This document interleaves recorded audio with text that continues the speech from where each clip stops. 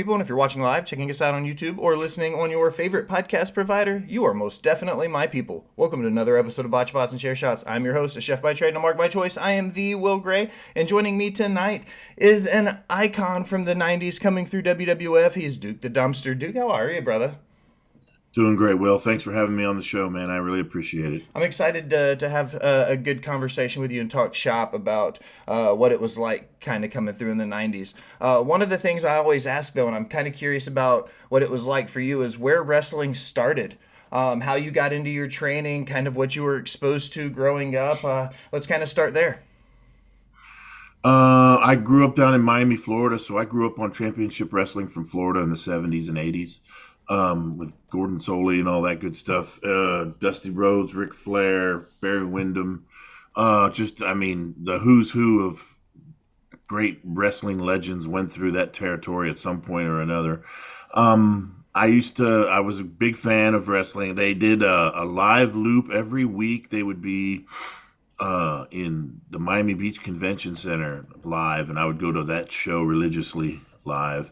But I think the moment I realized I wanted to be a pro wrestler, I always say was WrestleMania 1. I went and saw it with my dad at the Miami Beach Convention Center on a closed circuit TV screen. And just the way that they put that together was so different to me. It just kind of showed me what wrestling could be. And that's when I really figured out that I wanted to kind of get into the wrestling business. I was still in high school at the time. I was on the wrestling team in high school. And interestingly, at the end of my senior year, we did a fundraiser where the Florida Wrestling Company came in and did a show in our gym as a fundraiser. So like Lex Luger, Barry Windham, Dusty Rhodes, all these guys were there doing a show. And while they were there putting on the show, the high school wrestling team, we got to be security, walking them to the ring and stuff. Anyway, my dad was kind of milling around in the back, talking to people, and he found out where there was a local school, which is basically a ring in a warehouse. And that's when I started going. I went and, kind of started learning the pro wrestling. And the guy that trained me was a guy named Bobby Wales, the Jamaican Jammer, Bobby Wales. He also trained Norman Smiley and a few other people. But that was it. We would all show up a few times a week in this warehouse and just throw each other around and try new stuff. And, that's how I started in the business. And I started wrestling the indie circuits down there in Florida and did some Caribbean stuff and, kind of worked my way up. But then eventually got a break with the WWF. What were some of the biggest differences when you were coming up, when you look at the way your training was handled then versus what you see how some of the guys are coming through in 2022? Like, what are some of the biggest differences in the training process? If there's any at all, just out of curiosity. I think what I see now is it was when I went through with this Bobby Wales, man, it was a lot more informal, and it was just different. He had a very special touch, man. You lock up with him and he could tell. Like I remember I came right out of amateur wrestling in high school, so I was in great shape, but I was still in that mode where, you grab a hold of somebody because amateur wrestling is real, and we'd lock up and the first thing he'd say was just calm down, relax. He had this tone about him. He could always kind of just show me the way without having to even do much. But, it wasn't like all the Hindu squats and stuff like that. He left that, we were on our own as far as training. He was just there to teach us the wrestling in the ring, pretty much, and maybe a little bit of promo work. But it wasn't as organized as the places you see nowadays, which I think is a good thing. In most respects, they've got it organized now to where they're not only teaching you the ropes in the ring, and they're teaching you about promos, of course, and they're also teaching you about the business, which I think is very important. And even down to, I've heard of some independents that teach you financial, planning and stuff like that. So it's definitely changed, and where I learned was a lot different. But I will also say now, I think a lot of times with the way things are so structured now, especially if you look at like the developmental center with the WWE, they're creating their own wrestlers and their own superstars, but a lot of it kind of seems very uh, similar. A lot of the people coming out of there have the same style of wrestling and stuff like that. Whereas guys that were in my school, well, I went and wrestled. Like I said, I was wrestling in Florida and the Caribbean. I know Norman Smiley went over to Europe for a while after his training, and there was other guys that went other places. Guys went to Puerto Rico, but we went out all over the world and experienced as many different styles as we could. And I think there's maybe a little bit less of that these days, but that's kind of how it worked in those days. It was a lot less formal, but I enjoyed it that way because then I had the freedom to try things that I wanted to try, after we were done with basic instruction for the day. When you got down into the islands, I'm fascinated by the differences in the territories and specifically the crowds. When you got down there and were exposed to the island fans in the Caribbean, what was that like compared to your experiences with the crowds here in the States? They were wild. They were, and I'll tell you something. I was glad early on that I was a baby face down there most of the time because if you were a heel and they didn't like you, boy, you had to be careful.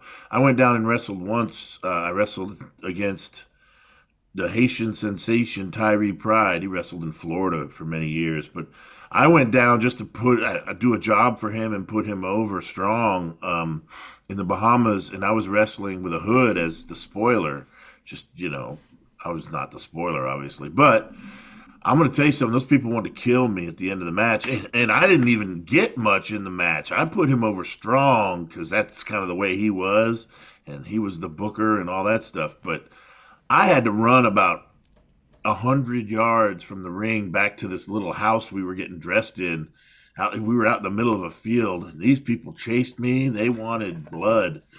But I've seen that. I've seen similar things in like Puerto Rico and stuff. Boy, they turn on you. You better be careful because I mean, in large extent, they believed it then. They still even believe it now, and they will come after you if they don't like you. So in that sense, I guess it was a bit more of a ravenous crowd, for lack of a better term. Those people got pretty crazy, man. They took their wrestling seriously, and you had to be careful because you get them riled up and they start to riot. You better move and get the heck out of Dodge. I like hearing stories like that, and I feel like as a fan, I miss guys being able to get that real old school heat like that, with the fans willing to jump over the barricade. And sometimes you see it on some of these small independent shows where these guys can really get under their skin and really still get the crowd riled up about it. Let's take a look into what it was like for you when you started breaking into the WWF originally, back in the day before the changeover with the F to the E. What was it like breaking into the biggest wrestling company in the world at that point? Uh, I mean, I think in a lot of ways I was a fluke to get my break there because I didn't know anybody. I didn't have any family there or any friends that I would necessarily worked with on the independent circuit. I knew Luna a little bit, Luna Vachon. She was, she lived down in Florida, and I knew her from the independent circuit that I was working on a little bit. But everybody else, I had no. I mean, I actually had wrestled Scott Hall and some other guys like when I was like 18 years old, but they didn't, I mean, they didn't remember me. This was years later. But the reason I got hired is because I had put together a promotional package, and basically, to make a long story short, I was planning on traveling the country and just going to promotions and trying to get hired. But right before I was getting ready to leave, I read in the local newspaper at the Miami Herald that there was this NatP convention in town with TV executives and stuff. And it was during the steroid scandal when Hulk Hogan had just jumped to WCW, and they were interviewing him, talking about it, and mention that Vince McMahon was also at the convention, and I knew I had to get in there and personally hand my promotional package to Vince, and that's exactly what I did. I had a friend that worked for a TV station down there who had credentials to just walk in, and I crashed this convention of TV executives wearing a suit like I was a TV executive, and I just walked up to Vince and shook his hand and introduced myself and gave him a promo package, and I think that impressed him because in those days nobody was going on, and I don't think many people have since. The only other guy I know that ever walked up to Vince was Oscar from Men on a Mission. He walked up to him in an elevator and rapped to him, and he got hired. But after that, they started keeping people away from Vince. But yeah, he was very nice to me, and they like a week later, J.J. Dillon called and they brought me up for tryouts and stuff like that. So that's how I broke in, man. I was kind of a fluke.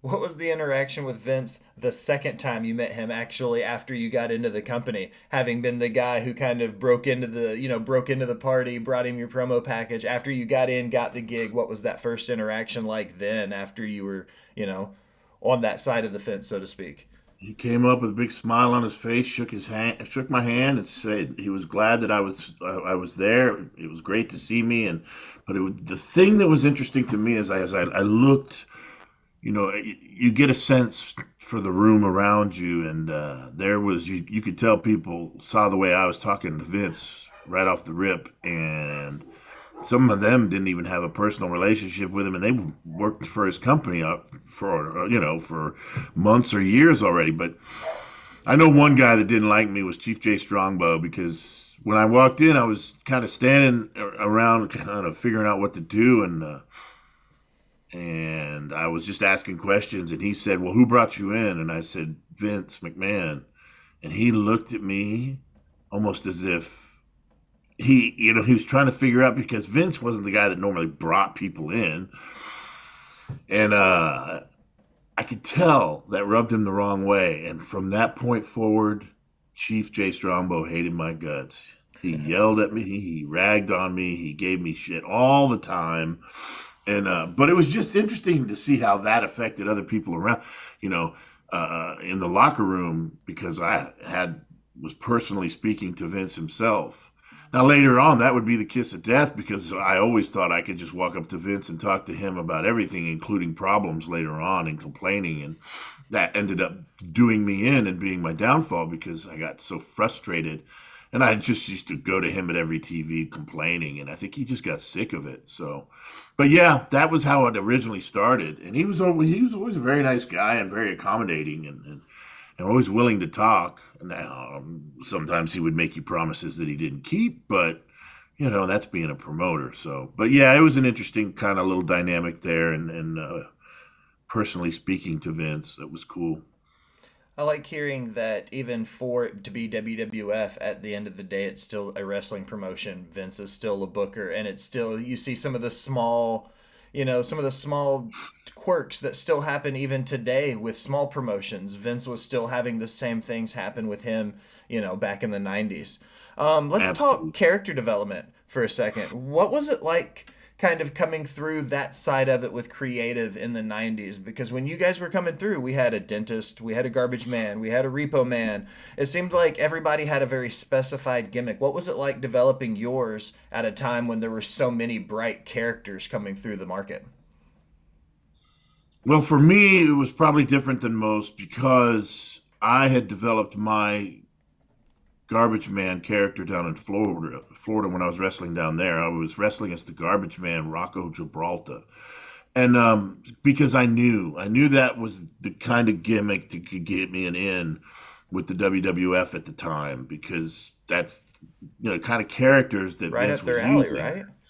Yeah, so when I went to him with it, it was like an easy decision for him. It was already a ready-made gimmick, and they just changed the name. So in that respect, there wasn't a lot of creative involved. When I went in and did my vignettes in the beginning saying I was coming soon, Shane McMahon produced them.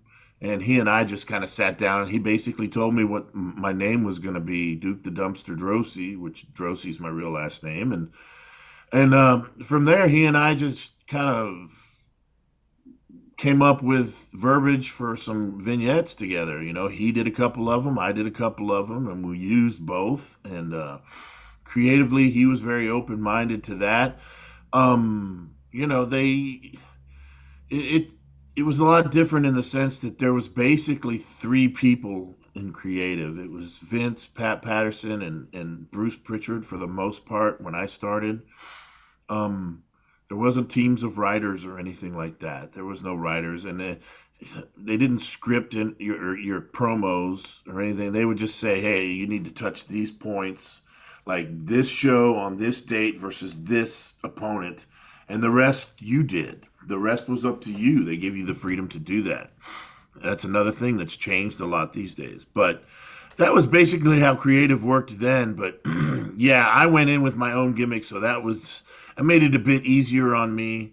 I know some of those guys went in blind, and like, you know, Glenn Jacobs becoming Isaac Yankob, and some of those guys got terrible gimmicks put on them, and they didn't like the gimmick, you know, the gimmicks they were giving them. You hear the horror stories. But I went in with a ready-made gimmick. Some would say a goofy, stupid gimmick, whatever. But like I said, it got me hired, and I knew I had a pretty good idea it would, and it worked. So, So this is more of a fan question, as a somebody who declares himself a mark. But the Royal Rumble's right around the corner. 96, you got to participate. We saw Michaels make a historic run going through it. What is the planning like during the Royal Rumble season for guys in the match when you know you're going to have as many men in the ring as you do? Like, what's the primary like shift like when you're preparing for the Royal Rumble?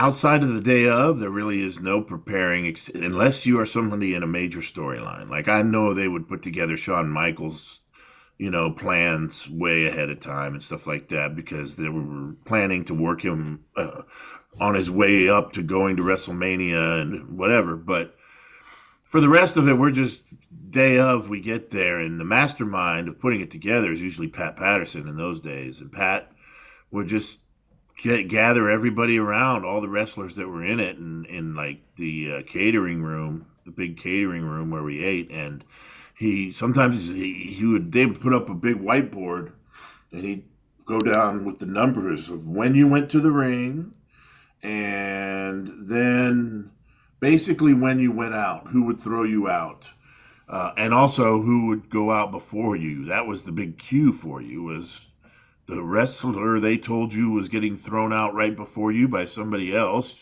would tell you when it was about time for you to go. So then you could look for the guy that was supposed to put you out.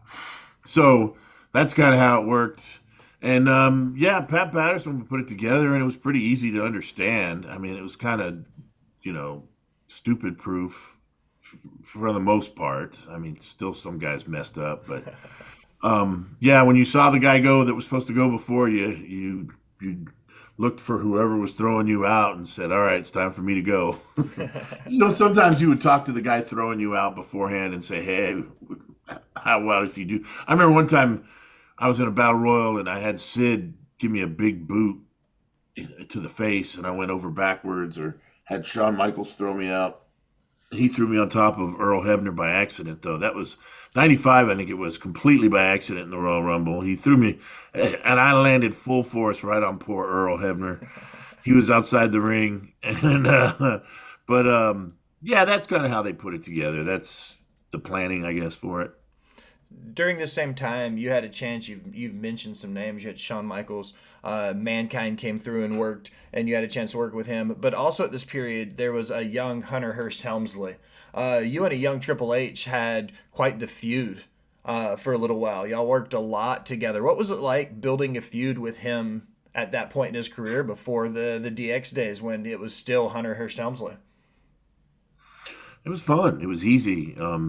He was always, I always say he was willing to do anything. He was willing to try anything. So in that respect, he was always very professional. And I will say, I threw him all over the place, man. He took a beating when he was in the ring with me. Now, I wasn't like overtly stiff with him or anything like that, but I worked pretty snug. And I was pretty much a brawler, a power wrestler. So he knew he was getting thrown around, and he didn't have any problem with it, man. He was always game for anything and willing. So I have to say, in that respect, I got a lot of respect for him because he would take a beating, and we worked on the road quite a bit together too. So yeah, he took it. He took it all and never complained. So It's just looking at it now with where Triple H is at in 2022. Is there any surprise to see him in the position he's at now with the power that he has?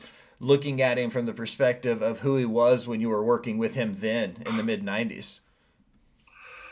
I would have to say overall, no. It's not surprising because you know he was one of very, very few guys that didn't drink and do pills and party, and he never ever did any of that ever, like not even a sip of alcohol. Uh, that was different. That was just different. Most guys, were looking for the bar after the show was over and stuff like that. And also, I'll say that he did love. You could tell he loved the business. And I always say this about the click in general, all the bad rap they get, because they could be arrogant pricks. They did truly love the business. When you sat down and you would listen to them talk wrestling, you realized pretty quick they loved the wrestling business. And Hunter was the same. He loved the wrestling business, so he was in, 100%. So you have those two things. He's not a liability because he doesn't party and get high or all that stuff. You don't have to worry about, you can trust him on a professional level. And he had a true love for the business. So in that, I would have to say, yeah, it doesn't surprise me. He's made it to where he is now, because he's definitely earned it, man. He's been in there for the long haul. Looking at it in the for a term like locker room feel. The mid 90s, WCW was on the rise, coming up head to head against you guys. It was the first time there was some, like, some breakdown in the armor of the mighty WWF as far as TV ratings and stuff go. Did the locker room feel a lot of this pressure early on from Vince and the rest of the guys once the TV ratings starting to drop? Did you guys feel a lot of pressure start coming down? I always laugh about this because when Nitro first started, we were just, uh, it was during those years. It was dude, those were that was a tough time in the wrestling business. Let's put it this way: not a lot of people were making a lot of money. We were struggling, and we were busting our asses on the road, but we were ready to compete with them. We were ready to do whatever it took. And it was just interesting to me because when they first started Nitro, Bruce, I saw Bruce Pritchard on a number of occasions come into the locker room and tell us at some point what the ratings were for each Monday night show. He'd say, Monday Night Raw did, or Nitro did 4-2, and Monday Night Raw did a 5-3, and he was, everybody was glad to hear that and stuff like that. And then it changed. And then, they brought in Hall and Nash, and all those things started happening with the NWO, and they started to overtake us in the ratings. And you didn't see Bruce Pritchard anymore. He didn't come in the locker room no more. I was like, damn, man, we're getting our ass beat. So it was a trying time, and I think there, especially in the beginning, when we started losing the ratings game, Vince was still trying to hold strong to his old belief system of creative, and that was killing us. We had a lot of guys chomping at the bit to get out there and do more and do different things and be more risque, and they wouldn't let it fly for a long time. And then during that period is when I ended up leaving, and right after I left, of course, and then freaking as Vince said, he took the gloves off and the Attitude Era started. So that was kind of the progression of it. So yeah.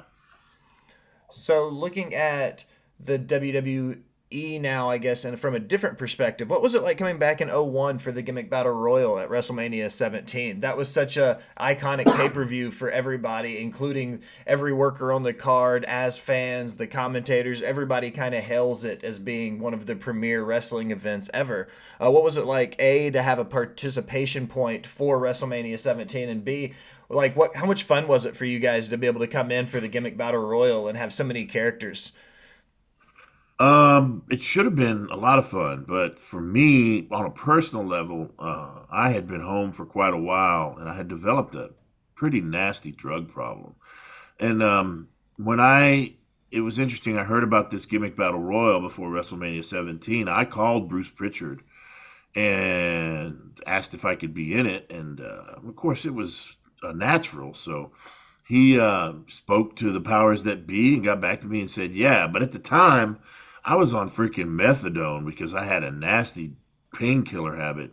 So when I was up there, I was trying to manage that and not get sick and make it through the weekend and be in the WrestleMania Gimmick Battle Royal. So what could have been a much better experience for me, I just kind of, and honestly, I was way out of shape and looked horrible.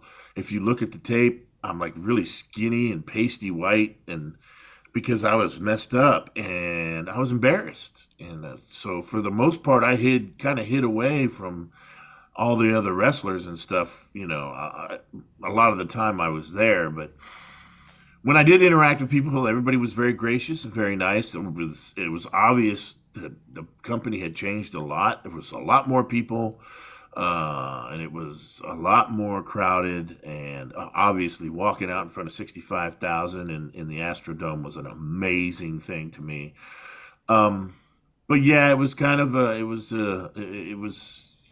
great and kind of not so great at the same time. But it was definitely, I was there for the payday. I'll tell you that, because I was in a bad place. But it definitely was an amazing thing to see. It was a spectacle. So I was glad I got to experience it. That is um, it's always such a tough topic for anybody to talk about is substance abuse. And I feel like it's prevalent in almost every field, be it in a kitchen, be it in wrestling. You see a lot of it. Right now, before we went on air, you mentioned a project you have coming, or you have working right now, is the Recovery Podcast. You want to tell me a little bit about that and what that is and what you guys are working on over there? Yeah, I work for what's called an adult recovery court program here in Middle Tennessee, where I live now. It's called, also known as a drug court, and it's basically a program where we give people an opportunity instead of going to jail or prison. We bring them out under very strict supervision, and also we offer them treatment classes, and things of that nature. But it's like very strict probation and drug treatment at the same time. But me and another buddy of mine that works for the drug court program, a guy named Johnny Dawson, we do a show on Fridays at 8 p.m. Eastern Time called the Recovery Podcast. And we stream it to my Facebook account, Mike Droese. We stream it to my YouTube account, Duke the Dumpster Official, as well as Twitch, which is Trashcam Live. And we talk recovery. We and a lot of people we work with come on, and it's fan interactive. It's live, and we talk recovery, and we just try to help people with our experiences. And it's a great show to be part of. Man, I love it. It's definitely a labor of love. But yeah, this program that I work for now, I went through it because I actually got in trouble and got arrested in 2013. So as part of my plea, I went through the drug court program. Of course, I mean, I did perfectly well in that program because I knew I had to change. And by the time I was graduating from it, they asked me to work for them. So the rest is history. But I really enjoy what I do now, man. I get to.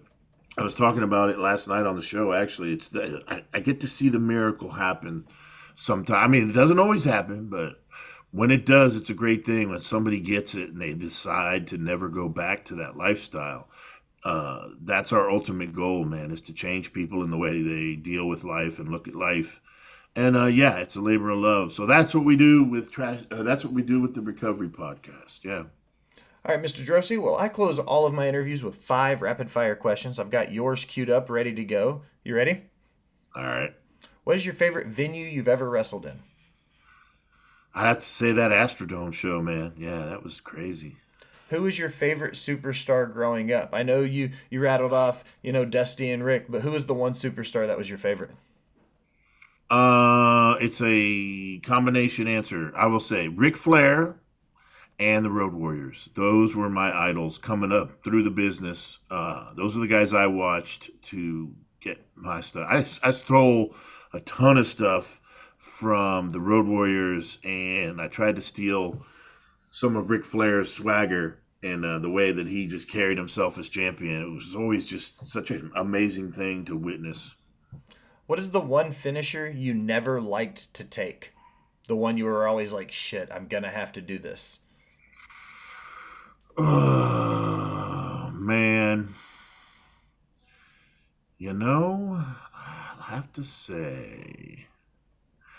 Vader used to do this thing, man, right before he did that reverse splash off the corner turnbuckle. He would he would pick you up and slam you near the corner, just forward like that. And it was an odd bump to take, and it was way out there towards the outer part of the ring, which is more stiff. So that son of a bitch hurt, man. Scott Hall used to call it the career ender. 'Cause he would slam you, boy. I swear to God, it would have mess up your spine and everything else for days to come. But that was probably the worst thing because it hurt so much. Your final two don't have anything to do with wrestling. First one being, what's your favorite food? Pizza. Always a solid pick. Hands down, my favorite food. What's your favorite movie? Oh wow, man, a lot of old movies, but man, Pulp Fiction's up there. Solid Me pick. and Undertaker used to quote back in '94, I guess when it came out, and it was still kind of fresh.